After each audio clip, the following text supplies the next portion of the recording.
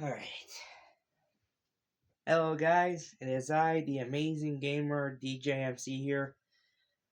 Spider-Man Homecoming movie review time. Alright. Before anyone asks, am I gonna be reviewing the movies that Spider-Man was part of, like Captain America Civil War, the Avengers Infinity War Endgame films? I will not. I'll be only focused on Tom Holland's solo Spider-Man films. So here we have the first movie that came out in 2017 on, I think it was June, I would like to say June 4th or maybe the 14th. Movie's one time is 2 hours 14 minutes. This is also Tom Holland's first solo Spider-Man movie of the first MCU home trilogy. This movie takes place after Captain America Civil War. Also, we get the Spider-Man villain Vulture in this film, played by Batman movie actor, also known as Beetlejuice. And if you guys seen the iconic comedy movie called Mr. Mom, Michael Keaton is in here playing Adrian Toomes, aka the Vulture.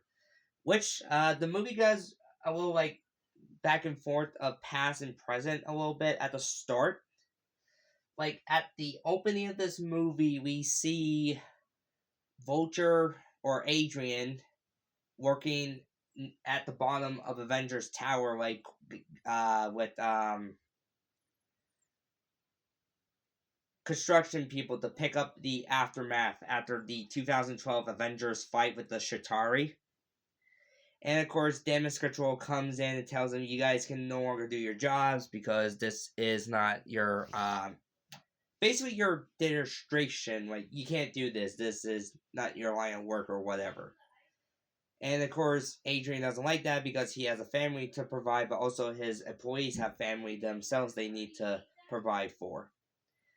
So what they do is steal some of the alien tech that they did manage to carry with and turn it into weapons of mass destruction. I will also say here, Michael Keaton's portrayal of Vulture has been great in this movie, like completely great. And as you can see, this is on Disney Plus. So, but here's the one problem though with the Vulture in here. He has more beef with Iron Man. Like, he's still a Spider-Man villain, but his hatred is more towards Iron Man than it is to Spider-Man here. And of course, this is another Spider-Man reboot that happens after the not so successful of the Amazing Spider-Man 2, where Sony fumbled the fucking bag yet again.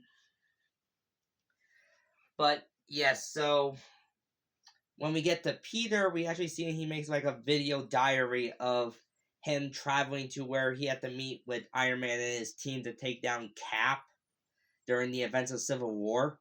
So we get to see from Peter's perspective of stuff a little bit. There's actually some good deleted scenes in Homecoming, which sadly for like the copy I have on DVD, it does not contain. I guess I would have to get the Blu-ray version. Or I can look them up on YouTube, which you can. But yeah, so this movie does show a bit more Peter's high school life a little bit, but because after the events of Civil War, Peter is a bit more, how should I say, a bit more cocky as the friendly neighborhood superhero that we know and love. Like, he wants to be more up to the Avenger threat level. Like, he wants to handle more Avenger type stuff than the small crime alleyway types. Like, basically, like, he wants to work big stuff instead of working on the small details and stuff like that. Like, he wants to be ready for the next big threat with the Avengers. But he still shows, like, being a friendly neighborhood Spider-Man. Like, you see a montage of him, like, helping out his neighbors and stuff like that as the friendly neighborhood Spider-Man. And he encounters all bunch of criminals with this alien tech stuff. We do see other villains in here. Like, we technically see the Tinkerer Shocker in here. And we do see Mac Gargan, aka Scorpion. We know from the post-credit scene at the end of this movie he was supposed to return, but he does not reappear in Spider-Man Far From Home or No Way Home, but he will appear in Spider-Man Brand New Day after it takes this fucking long to bring him back.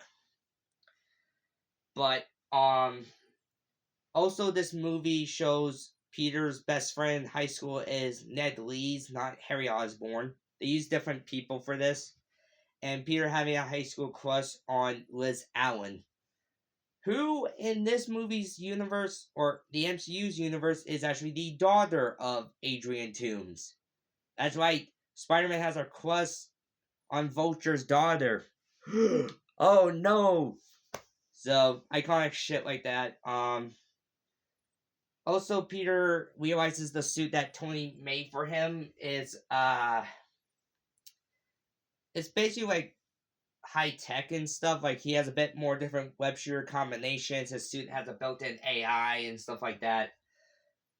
So he hacks his own suit with the help of Ned Leeds, which actually, this is another thing in the MCU Spider-Man trilogy for home version for Tom's Peter, is that this Peter cannot keep his secret identity as secret more than a couple of minutes because also that's another thing. I thought it was weird in this movie, or at least for his trilogy so far, that his Aunt May looks like she's a bit young, not like an elderly woman compared to Toby's and Andrew's versions of Peter's Aunt May. So I don't know why they went with a young person here to play as May, but it's fine. She does great as May, but still. Also, the movie does a recreation of one of the most iconic comic book scenes from the comics where Spider-Man is pinned down in rubble to the point where he can't get up. So he has to find that inner strength within him to lift it off. In which this movie recreates that fucking spectacularly. At the end of the film, also we do see Iron Man in here too. So like, yes, Robert Downey Jr. is in this film. And he's trying to teach Peter to still be the friendly neighborhood superhero, like, don't be like him. Which is pretty good advice, to be honest. But Peter's trying to live up to be like Iron Man in this film. So, he flew too close to the sun, and he got a little bit of consequences. But at the end of the movie, he gets this suit back, because after the little stunt he did on the ferry, which almost gets destroyed with innocent people on it, he gets the suit taken away with him. So when he fights Vulture, he's wearing his homemade suit. Which, the fight is good. But, yeah. Also, before Peter finds out he has the suit back, Happy takes him to the Avengers' new base of operation, and Tony shows him the Iron Spider suit, which Peter does not use until the events of Infinity War and Endgame, and then he uses a little bit in Far From Home and No Way Home. But, yeah, like Tony tells him we got a bunch of news reporters, TV people, and stuff like that. Like, he was gonna announce to the world that Peter is Spider-Man, but also an Avenger member, but Peter turns it down to still be the friendly neighborhood Spider-Man. And which Tony was surprised but also proud of Peter, to the point where now he needs to think what to do with the news conference, because Peter thought it was a test, which Tony lied to him saying it was, but it wasn't. And Tony's small fix of it is to announce his engagement to Pepper, which is funny.